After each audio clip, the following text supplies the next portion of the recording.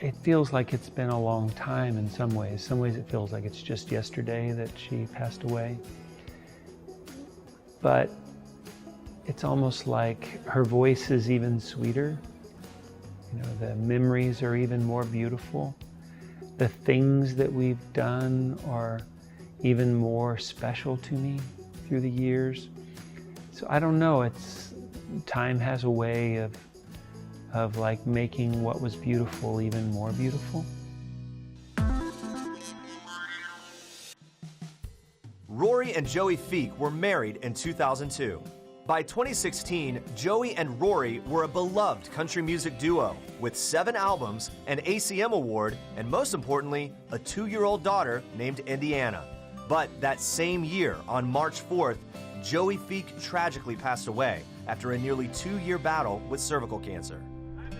4 years later, Rory opens up about his life now in Tennessee as a 54-year-old musician, TV producer, restaurateur, and single father of a beautiful young girl. I think we're doing well in general. Yeah, I think life is going well. I think Indiana's doing really well. She just turned 6. She lost her front tooth about 2 days after she turned 6. So she's got the funniest, prettiest little smile. Indiana's smile just lights up, not just the room, it lights up the world. And she smiles a lot. She's also very, very headstrong. Like she knows what she wants. And so that can be a little bit challenging at times, but I think those are the main ways that she's like Joey. She's so pretty. You know, for me, she's just so pretty. Like, I used to sometimes look at Joey and just think, how in the world did I get this lucky? Like, I'd look at her and I think, how did God let me have this beautiful, beautiful woman as my wife? And I do the same thing with Indiana. How in the world did I get so lucky to be with such a pretty, sweet, wonderful little one? And I think the biggest surprise is that she's really just a normal child. My experience raising Indiana is no different than raising Heidi and Hopi. She's exactly the same. The thing is she doesn't suspect that there's anything different about her. And I really like that because I think she probably can be whatever she wants to be. And Joey and I did not know that. We had no idea, you know, if we're gonna have a little one who's gonna need a lot of extra attention. She doesn't need any extra attention. She just needs love, just like everybody else. We've settled into a really wonderful life. You know, both of my sisters live on the farm with us. One lives on one side, and one lives on the other side. So we have an amazing community that we're around. I don't feel like something is missing. I don't feel like life isn't complete if I don't have someone to share life with. I have somebody to share life with. I have lots of people. First off, I have Indiana, and then I have my older girls, and I have family and friends. And so that's a big part of it is that I think I'm doing better because I've realized this is life. This isn't something that life is missing from. It is life, and it's an extraordinary life. I still feel like I'm 100% married in a full regular marriage. The only difference is that she's just not around. But it's a funny thing to feel so complete and not have her here with us. And I think it's just that she was such an amazing gift, and she filled my life so much that she continues to fill it even when she's not here. And also her music is everywhere. Yeah, I just wish you'd tell me this one thing before you go. I was in a restaurant with Indiana. I don't remember where we were, but I could not hear it. And like literally, like we're all having lunch, and Indiana literally goes, "It's Mama."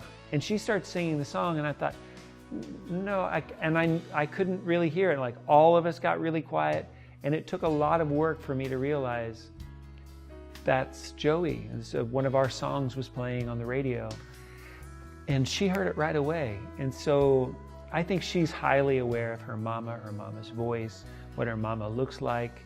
She keeps her alive too, just like I do.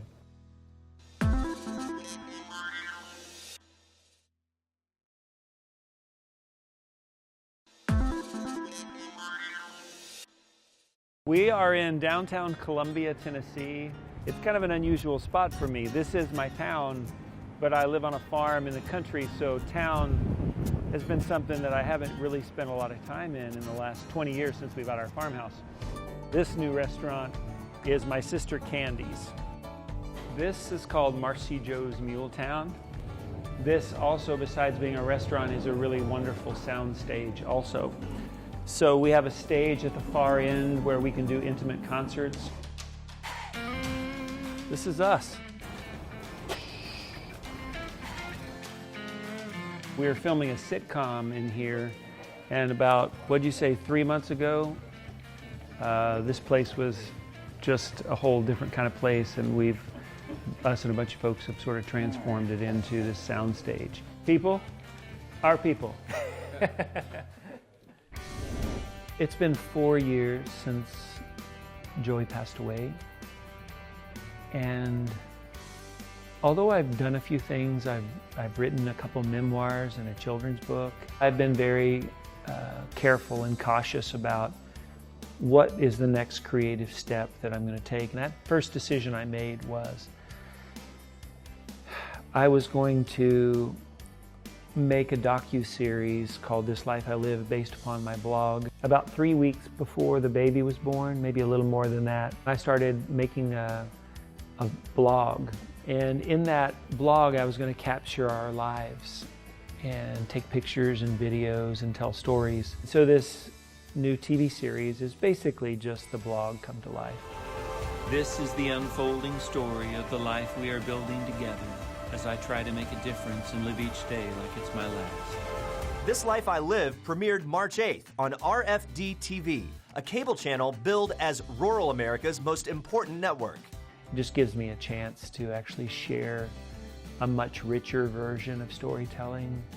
And so I've been kind of excited about that, because when I'm not here anymore, when my time is done, my kids are going to look back and say, that was us.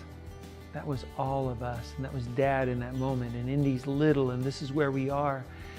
And there's no way you can lose from that. Always blame it on the traffic when they ask me. In 2019, Rory also became RFD's Chief Creative Officer and is currently producing the new sitcom Wins, Feed, and Seed, and Anything Else You Need, which premieres this April.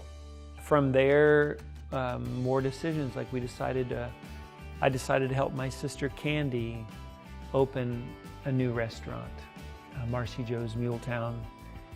And this place just happened to be open, and they had a stage and a wonderful place for music to be in it. It could have been a much smaller place that didn't have that, but it wasn't. It was like God opened this door. And so I finally decided to get back on stage. I was a little bit worried about it. I wasn't sure for a few reasons. First off, I never really wanted to be on stage. Joey did. And I wanted to be on stage with her. So it was really more like I was playing guitar for her, even though I was probably a big part of it. So she enjoyed those times on stage more than I did. And so me getting on stage, I wasn't sure if I would want to without her, because I probably wouldn't have been without her. But her father, actually, Joey's daddy, is the one who reminded me, Joey fell in love with you, seeing you sing at the Bluebird Cafe, telling stories and singing songs as a songwriter. And she would want that. And so that's really what I've done, as I've